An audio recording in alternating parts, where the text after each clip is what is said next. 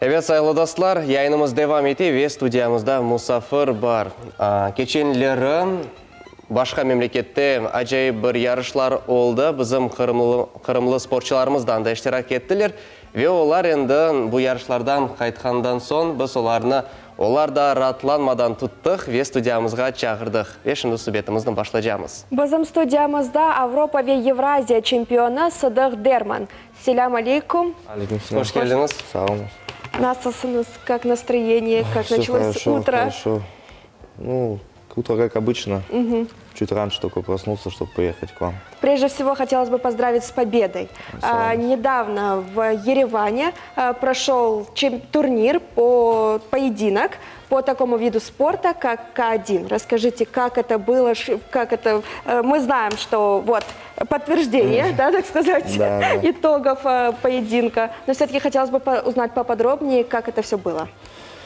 Ну, вот видите, как бы все видят только результат, да, победа. А то, что было до этого, никто не знает. Были 3 месяца упорных тренировок. Как бы упорно готовился, сидел на диете, скинул 20 килограмм, чтобы подготовиться. Изначально готовились к одному сопернику. Должен был я драться с представителем Ирана. Но буквально там за 2 дня из-за эпидемии коронавируса сборную Ирана не пустили в Армению. И за 2 дня до боя мне нашли другого соперника, местного бойца, армянина. И вот, как бы у меня был с ним бой, и я выиграл. Повлияла ли вот эта вот замена соперника на сам ход боя? Нет, Все-таки думаю. готовились к одному, Не повлияло. поединок был с другим, не повлиял? Нет. А в целом, насколько важно вот заранее готовиться к одному, так сказать, противнику, потому что важно же, наверное, его какие-то психологические особенности тоже изучить, его технику. Ну, это, да, важно, но это, наверное, когда ты идешь на более высоком уровне. Потому что я должен был драться вот с представителем Ирана, но как бы в интернете я ни его боев, ничего не нашел, как бы даже я не знал, кто это. То есть, в первую очередь, это только работа над собой. Да. Как проходила подготовка? На протяжении 3 месяцев вы сказали, что вы готовились. Да, я вот где-то года 3 не уступал, потом все-таки решил заново попробовать. Где-то месяца 3, да, мы готовились. Где-то последний месяц мы уже сделали по 2 тренировки в день. Подготовка прошла отлично. Я тренировал в 3 клубах с 3 тренерами. Но именно пока один меня подготовил тренер Андрей Мельничук. Это, я считаю, наверное, один из лучших тренеров в области К1 и тайского бокса. Поэтому я ему очень благодарен, то, что он меня подготовил. И вот такой результат получился. А сложно ли, вот сделав такой перерыв, 3 года не выступать и потом снова выходить на профессиональный Очень спорт? сложно, да. Расскажите про поединки по версии К1. На что они похожи? Это смешанные единоборства? Ну, нет, они немного отличаются. К1 это полностью поединок проходит в ударной технике. Бойцы могут бить как и руками, и ногами, там, коленями, без применения техники борьбы. Борьбы нету, только вот стойки дерутся. Никакого партера. Правильно, да. В 3-м раунде вы уже одержали победу. Да, в 3-м раунде. А как вы считаете, вот сказалось ли все-таки, что тот спортсмен был не подготовлен? То есть за 2 дня до поединка, так сказать, он узнал, что будет выходить на... Не, он тоже готовился, он тоже должен был драться с представителем Ирана. И я с Ирана, и как бы наши соперники не поехали, и нас как бы объединили. То есть достойный соперник? Да, он был чемпионом. И уровень подготовки соответственный? Да, он был чемпионом Армении по тайскому боксу, как бы очень хороший соперник был.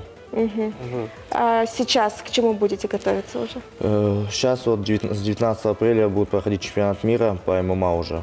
Это как бы я сейчас выступал по К1, а сейчас будет уже по ММА, будет проходить чемпионат мира в Тунисе. Вот сейчас буду туда готовиться. А до этого у вас есть опыт в профессиональном боксе? Ну, не в профессиональном, но 12 лет занимался боксом. Очень интересно. И еще хотелось бы узнать все-таки вот бокса и ММА. То есть мы знаем, что, так сказать, довольно-таки разные виды спорта. И вот Мне насколько... кажется, К1 и ММА это уже... Это довольно уже, да.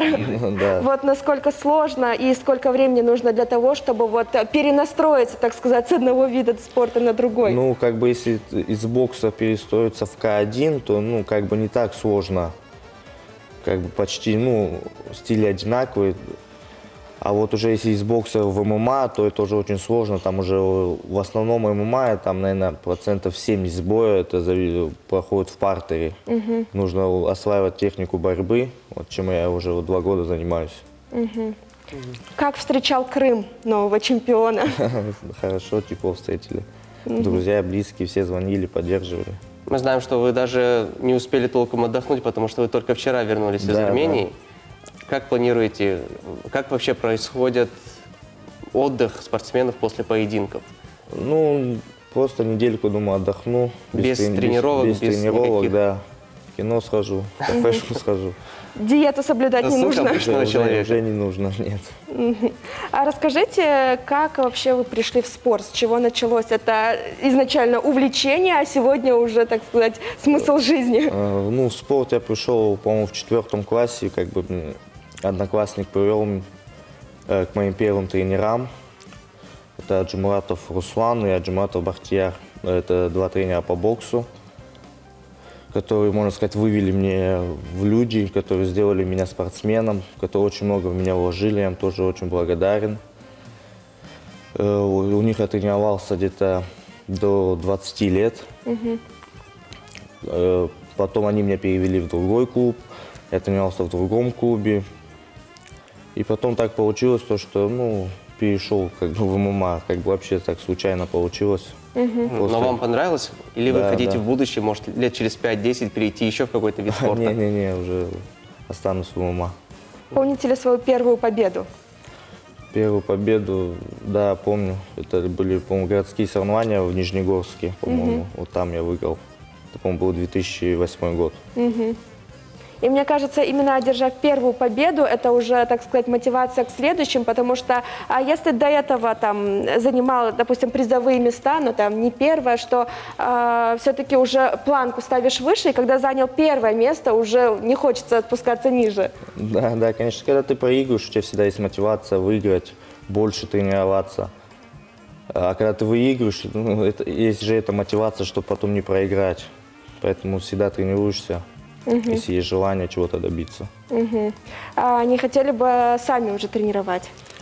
Ну, я как бы тренировал, вот, где-то год назад, как бы, ну, получалось, все хорошо. Потом вот с работы там чуть не получалось, и сейчас вот решил сам выступать, поэтому нету времени тренировать. А в будущем, да, конечно, хочу. Со скольки лет, как правило, дети занимаются ММА? А именно ММА, ну, даже не знаю, там уже по желанию родителей как отдать, но лично мой совет, то, что я бы, ну, где-то после 10 бы отдал, 10, 11, вот так вот. Раньше, я думаю, смысла нету. То есть в большинстве случаев мы видим, что детки приходят на занятия по единоборствам, по борьбе с 5-6 лет. Да, и, ну, много таких случаев, ну, я не считаю это правильным, потому что, как бы, у ребенка еще должно быть детство, он должен успеть погулять, поиграться. Вот, как бы, у меня есть родной братишка, ему всего 7 лет, как бы, ну, я его еще пока что никуда не отдаю, чтобы он еще побесился, побегал, потому что как только придет спорт, уже все это закончится. Это уже жесткая дисциплина. Да, да, да. А можно ли добиться каких-то успехов, придя в спорт поздно? Конечно, можно. И если, как бы, я говорю, есть желание, вот приведу вам пример, есть такой боец Марат Балаев. Он начал тренироваться в 40 лет. Ну, не тренироваться, а выступать в 40 лет. И в 41 или 42 года он там чемпионом мира стал. По ММА. По ММА, и до сих пор выступает. Хотя многие в этом возрасте уже, наоборот, уходят из у него еще спорта. такая была сложная жизнь, то, что он еще 10 лет провел в тюрьме. Как бы, и он вышел и вот начал тренироваться, выступать, и в 42 или 43 года он стал чемпионом мира. То есть ММА – это такой вид спорта для людей молодого, плюс еще и среднего возраста, потому что если мы посмотрим на футбол, там уже вот в 30-35 лет уже футболисты они могут выйти на пенсию. Нет, Здесь же это наоборот. все зависит от человека и от его желания, потому что, ну, как бы не сказал, то, что там в футболе может больше нагрузки, чем в ММА. Все зависит от человека. Если он хочет, он и в 40 лет, а если не хочет, то он и в 20 лет не будет тренироваться. Вот что касается вашего поединка, вот, все-таки что важнее, физическая подготовка или же уже, так сказать, моральная подготовка перед самим поединком?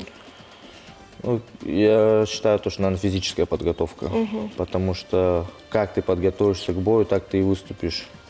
Морально можно настроиться там за 10 минут до боя, а все остальное, то, что пройдет в бою, это показывает, насколько ты готов, сколько ты тренировался в зале.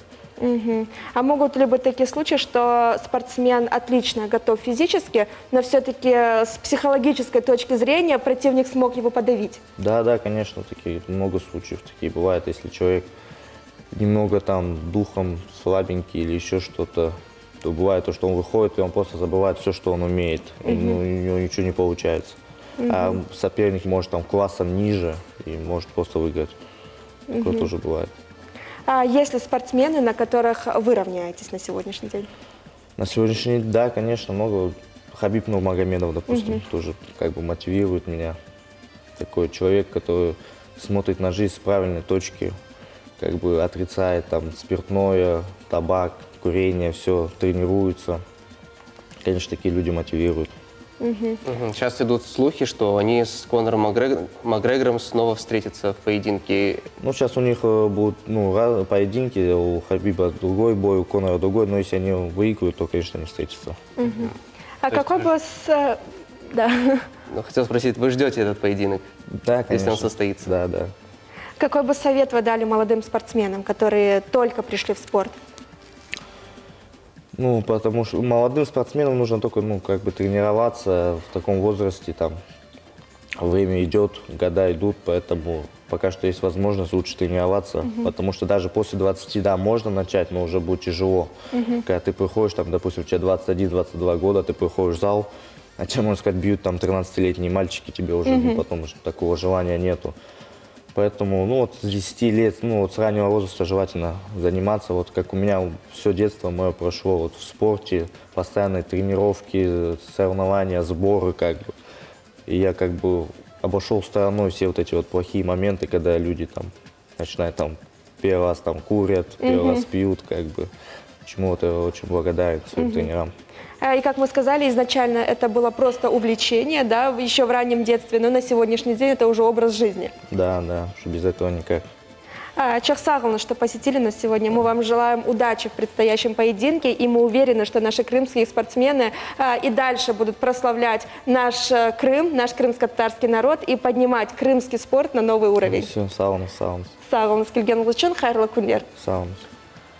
Бөлі етіп сайқлы достар, рух көтеріжі сөбеттен сон біз небетекі левхамызны серетеміз. Бүгін бізден кейік табиат күні қайдетілі, мақсыз бұның үшін левхамыз азырланған. Келіңіз серетейік.